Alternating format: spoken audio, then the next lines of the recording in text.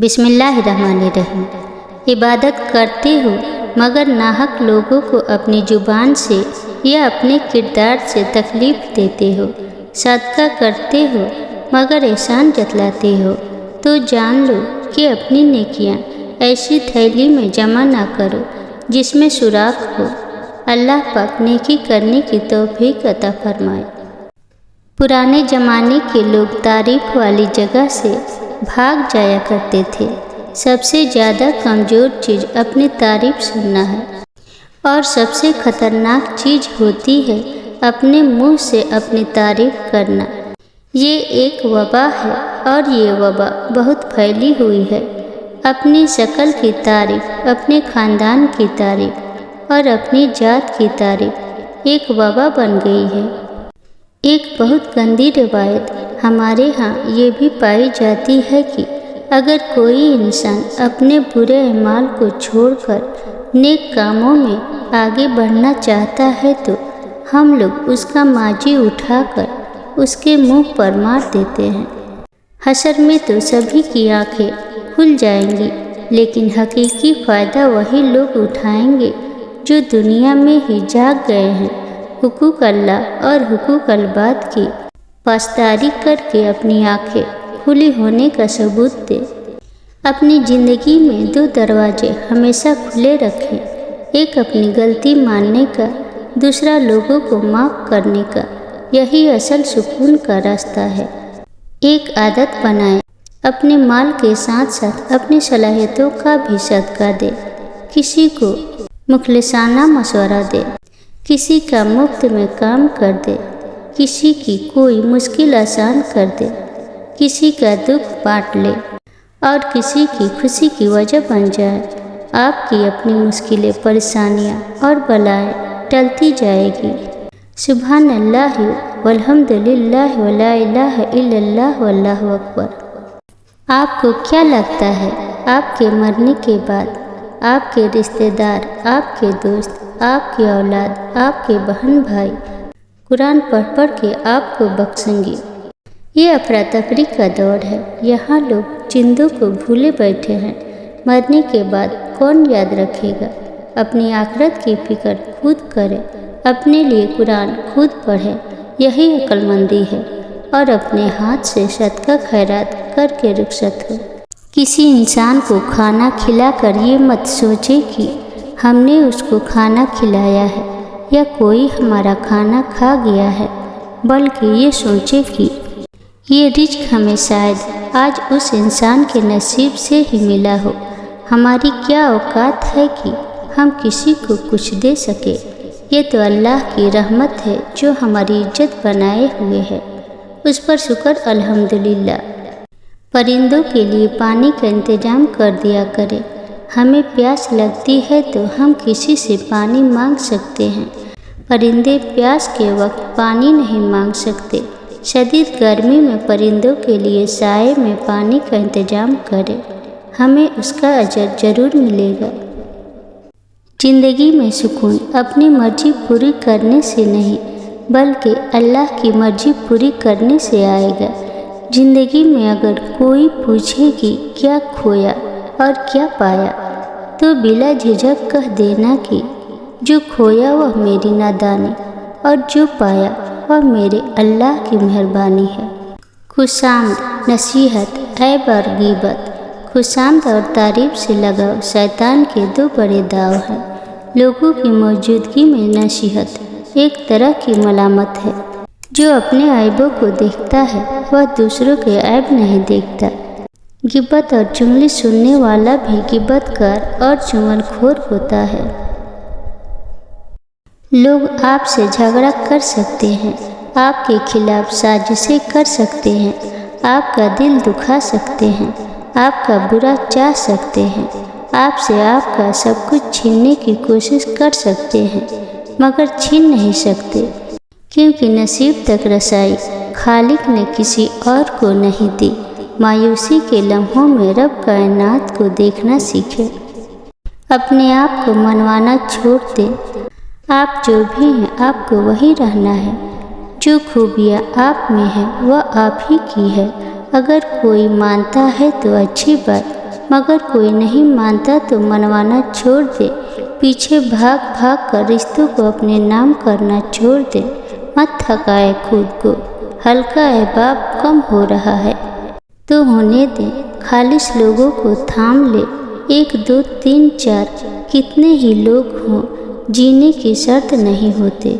बस खुद को समझा ले कि तन्हा जी लेना है, मगर किसी के पीछे नहीं भागना। खुद को ज़बरदस्ती दूसरों पर अया नहीं करना। जो दूर हो रहे हैं उनके साथ की भीख नहीं मांगनी। बस ये दूसरा नामा बहुत हुआ, अब खुद के लिए जिए। मासूम बचपन, गुमराह जवानी, मोहताज बुढ़ापा, बेरहम मौत, बस यही ज़िंदगी है। किसी से ना डरो, ना झुको, ना मांगो।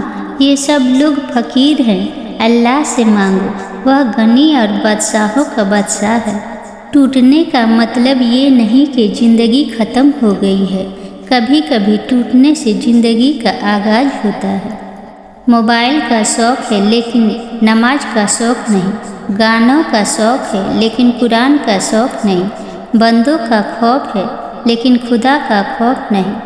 हज़रत अली रज़ियल्लाहु ने फरमाया, इंसान का नुकसान जान और माल का चले जाना नहीं, बल्कि इंसान का सबसे बड़ा नुकसान किसी की नज़र से गिर जाना है। किसी का भला ना हो सके तो बुरा करने की कोशिश ना करो। दुनिया कमज़ोर है लेकिन दुनिया बनाने वाला नहीं। किसी को जलील करने से पहले खुद जलील होने के लिए तैयार रहे, क्योंकि अल्लाह का तराजू सिर्फ इंसाफ तौलता है। इंसान कुत्ते की 16 दिन खिदमत करे, कुत्ता 16 साल नहीं भूलता। इंसान की 16 साल ताबदारी करे, इंसान 16 दिन से पहले भूल जाता है। अगर किसी के दिमाग को जानना चाहते हो तो उसके लफ्ज़ों को सुनो। अगर किसी के दिल को जानना चाहते हो तो उसके अमल को देखो। किसी को पाने के लिए हमारी तमाम खूबियाँ भी कम पड़ जाती है और खोने के लिए एक गलतफहमी ही काफ़ी है। जिस कुएं से लोग पानी पीते रहे वह कभी नहीं सूखता। लोग पानी पीना छोड़ दे तो कुआं सूख जाता है। ये कुदरत का कानून है। ये बड़े राज की बात है। ये कुदरत का कानून है कि जो इंसान किसी को इस्तेमाल करके और उसे धोखे देकर अपनी खुशियाँ हासिल करता है वह कभी न कभी खुद उससे भी ज़्यादा दूसरों के हाथों इस्तेमाल होकर ज़िंदगी में दुख सहता है।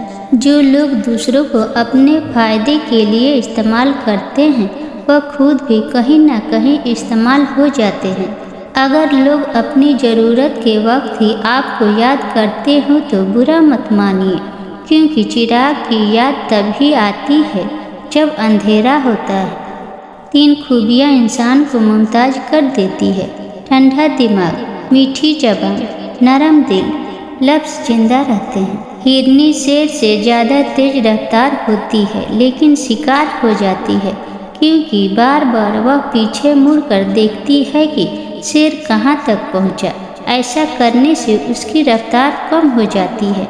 बिल्कुल इसी तरह जब हम जिंदगी के सफ़र पर रवां दवां हो तो बार बार माजी में झांकने से हमारा सिर्फ और सिर्फ नुकसान होता है। हकीम लुकमान ने कहा, मैंने ज़िंदगी में 300 साल मुख्तलिफ दवाओं से लोगों का इलाज किया, मगर इस तवील तजुर्बे के बाद मैंने सीखा कि इंसान के लिए सबसे बेहतरीन दवा मोहब्बत और इज्जत है। किसी ने पूछा, अगर ये असर न करे तो? वह मुस्कुराए और बोले, दवा की मकदार बढ़ा दो। गधा एक बेजरर हैवान है जिसने समाज की बेमिसाल खिदमत की है। शेर एक वहशी दरिंदा है जिसने हमेशा इंसान को नुकसान से दोचार करके कत्ल व जख्मी किया है। फिर भी समाज में गधे को नीच और शेर को बाअस फ़ख्र समझा जाता है। हमारा मुआशरा एक ताकतवर जाबिर जालिम की कदर मंजिलत और कमज़ोर व महकूम की तजलील करता है, जो एक बीमार माशरे की खूबी है।